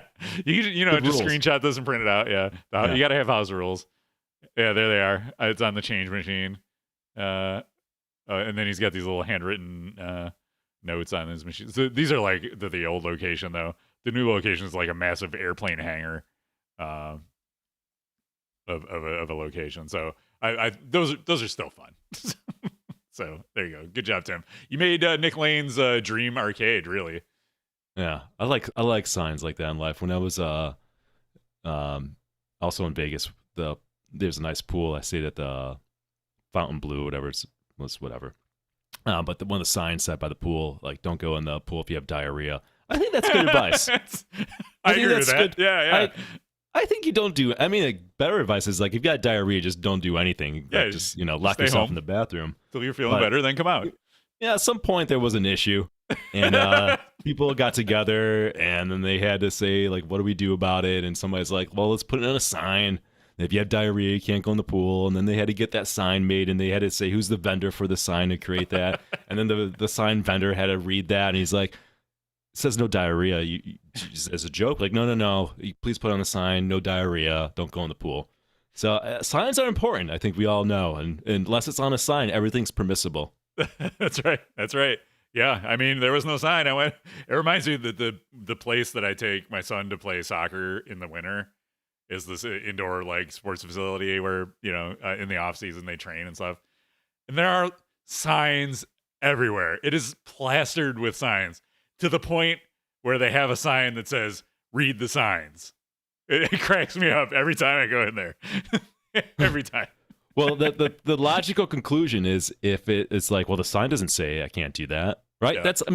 That logically that makes sense. Yeah, and from the other angle, it's if I put it on a sign, then it's not going to happen. So I'm going to put everything I don't want to happen on a sign, and then it's on the sign, so it's not going to happen. Not that oh my God, I'm overwhelmed by the number of signs. I can't possibly read all these signs. I just want to get my kid to soccer practice. Yeah, so Scribble in the chat is following the logic train, and Scribble says, so you can go to the Pinball Hall of Fame with diarrhea. It's absolutely true. There you go. We did it. We should just end the show on that. But we do have one more segment. It's a spicy one. Nick threw this one in the last minute. This is an audience participation one. Okay. I'll let you take it from here. You can put it in the chat here, or if you're watching on YouTube, you can just throw a quick comment. You don't. If you want to expand on it, fine. So the other week, I guess 21 days ago, a few weeks ago, I saw this thread on Pinside, and I was like, oh boy, here we go. Zeppelin is better than Godzilla. It just is. I was like, now listen, Lord knows I'm a Zeppelin pinball fan, and I have both games. I've got a premium Led Zeppelin, premium Godzilla. Actually, Martha owns a premium Godzilla. So, and I was like, man, this is going to get ratioed. People are going to lose their mind. This is like poking the bear. And surprisingly, a lot of people are like, yeah, I kind of agree. Not everybody. It's divided, but there's more people who thumbs up that than thumbs down. I was shocked. Now, I agree with that. I agree with that sentiment. I just thought I was in the minority due to like Godzilla's #1 on Pinside. People shit on Led Zeppelin. It didn't sell well compared to like Godzilla. I think, there's some interesting comments in there. There's some yes, no, but I think it's a classic case of like you look at the individual parts of each machine and like the sum of the parts for Godzilla or the sum of the features. It's like maybe technically a better game, but I think Zeppelin is more fun and I like Zeppelin better. And I think I guess I'm not alone. People are starting to come around to it. So interesting thread. Again, you're welcome to put in the comments where you side on that, and if you wanna. I don't even care if you want to justify your opinion. Just go ahead and throw it in, or if you want to write a book about it, go ahead as well. Oh, Kevin and I do read the comments. The one thing about the comments on YouTube, if you're going to start off by insulting us or calling us names, that's it. We will not engage. But other than that, I try to engage. I try to read that, and I appreciate when people do take the time to share their thoughts with us. Yeah, it doesn't have to be all sunshine and roses, and we can disagree, but you know. We can just have a conversation about things. Doesn't have to get personal. You know what I mean? Yeah, you don't have to call me. Somebody literally called me a shill because I said on the last podcast that I'm interested in John Wick. That person couldn't wrap their mind around the fact that I might just legitimately want that game. They said I'll never get it, and I'm a shill. I of all the things I've been called, God knows I have no filter, and I just do what I want to do. But that's a testament to that game. That game has caused people to lose their minds. Yeah. Like somebody is under the table slipping me money. They're just like, here's the deal, Nick. This game, it's not going well. We need you to go out there. I know you guys got a lot of trust. You've been podcasting for 8-9 years now. Great podcast. People really call you authentic, and they like how you call it like it is. Can you pump John Wick's bags? Can you just go on there and say that you're thinking about getting this game, that you even say, you can couch it and say, I don't, like, I know it's not great, or like it's an emotional thing in the thing. Can you just say you're interested in it? All right. That's all we need you to do. Please pump it. That in that person's mind, I swear to God, Kevin, it was crazy. That's what they believed happened. I sent you that comment and I was like, this is why I don't like engage with people on the internet. And you're like, I'm going to reply. And you tried to like have a conversation with this person, and it was like so obviously not going to happen. Well, here's the lesson learned. One, I try to engage. I try to like on good faith. But the person just called me a shill out of the gate. So I should like I'm not going to address anybody that's calling us names or calling us liars, right? That's insane. So if somebody wanted, like, here's a better way to frame the argument. And this person obviously is emotional over John Wick, right? He probably came to our channel because we do go after games unfiltered that we don't like and, entertaining, funny. And he's probably surprised that didn't happen. And then because he's lost his mind, that was the response that he put. Yeah, right. The only possible explanation was that you're shilling. I try to always buy the best games regardless of theme. Theme is not the most important thing for me, and I've said this before, and I don't think it's the most important thing for Kevin either. Right? If the game shoots great, has great rules, has great presentation, I'm interested. Like I wasn't interested in Jaws because theme did nothing for me. I played it and went out and bought it immediately. Godfather, I've never seen the movie. Went out and bought it after seeing it and playing it. Right? So like, it's kind of, I like the fact that I'm not super emotional about themes, but once in a while themes come along that it drives it a lot, or that emotion. And I don't always buy the quote unquote best games. I have a Mandalorian Premium, and it's not the best game. It really isn't. But to me, it scratches an itch and it's fun. I'll have it for a while. I think that I think John Wick might be a purchase at some point, but I don't know either. So to tell me that I'm not going to get the game when I don't even know is insane. And I even said like I went over timestamps on it. He'd be like, look, you say you're going to get this game. And like, I'm like, bro, if you go a minute, if you just listen for one more minute, I literally say, I'm going to wait to see how there's like no gun in my head. I don't need to buy it right now. I'm going to wait to see how it develops. There's no gun to your head because there's no guns in the game. Oh, that's right. Shit. What a way. Kevin nailed it. So I don't know, guys. All right. We want to give some stuff away? Let's do that. All right. So let's jump over here. First one will be for let's do the $50 gift card for Titan Pinball first. Okay, because anybody can win that.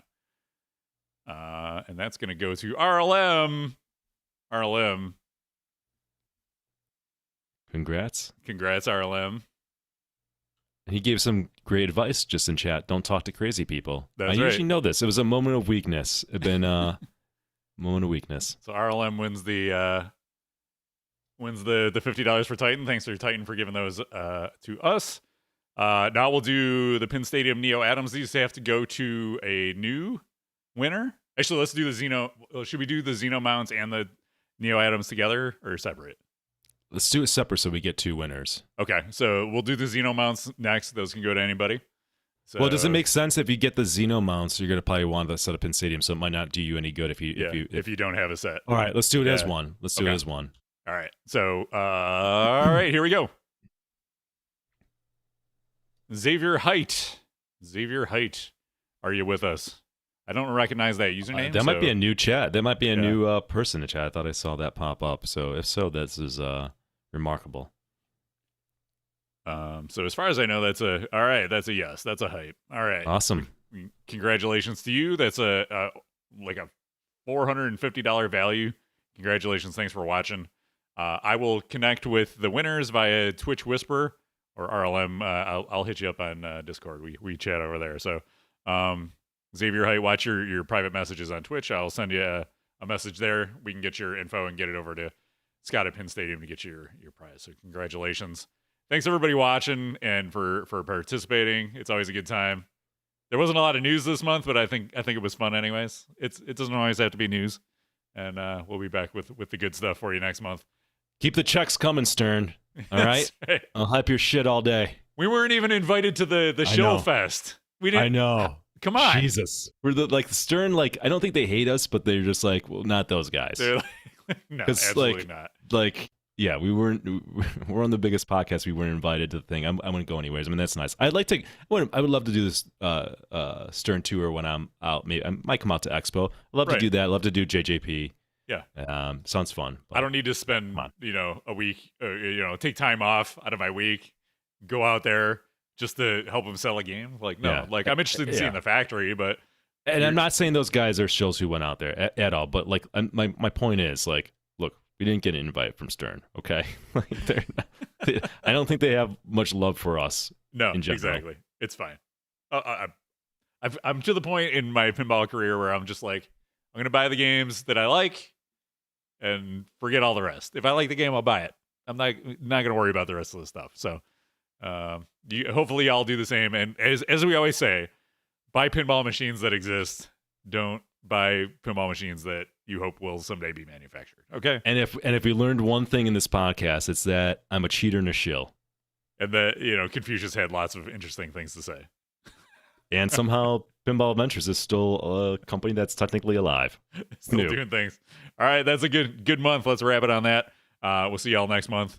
And hopefully, later this summer we'll have a Princess Bride to show off too. So, thanks everybody. We'll see you next time. Bye.